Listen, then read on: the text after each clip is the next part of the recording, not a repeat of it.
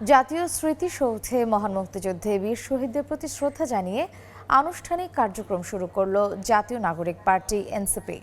সকাল ৮টায় নেতাকর্মীদের সঙ্গে নিয়ে শ্রদ্ধা নিবেদন করেন দলের আহ্বায়ক নাহিদ ইসলাম। এ সময় পুরানো সংবিধান এবং শাসন কাঠামো রেখে নতুন বাংলাদেশ বিনির্মাণ সম্ভব নয় বলে মন্তব্য করেন তিনি। বলেন, দ্বিতীয় প্রজাতন্ত্র গড়তে গণপরিষদ নির্বাচন এবং নতুন সংবিধান প্রয়োজন।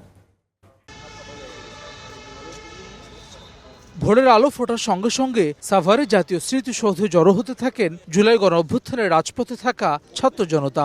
রাজধানী সাভার আশুলিয়া সহ আশপাশের এলাকা থেকে সমর্থকরা উপস্থিত হন খণ্ড খণ্ড মিছিল নিয়ে।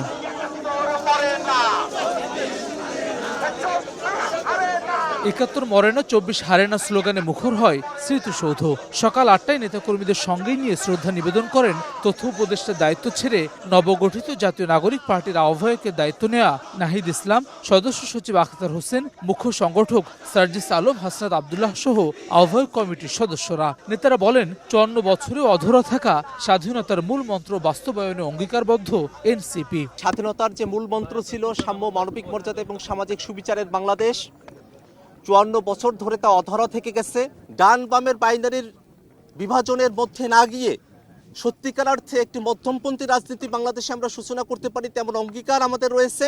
হজ করেছি, ব্যাংকে কি করে টাকা জমাই বলেন? ইউসিবি তাকওয়া, পরিপূর্ণ ইসলামিক পন্থায় পরিচালিত ব্যাংকিং। এ সময় পুরনো সংবিধান এবং শাসন কাঠামো রেখে নতুন বাংলাদেশ বিনির্মাণ সম্ভব নয় বলে মন্তব্য করেন এনসিপির আহ্বায়ক নাহিদ ইসলাম। নতুন প্রজাতন্ত্র গড়তে হলে গণপরিষদ নির্বাচন এবং নতুন সংবিধান প্রয়োজন বলেও মন্তব্য করেন তিনি।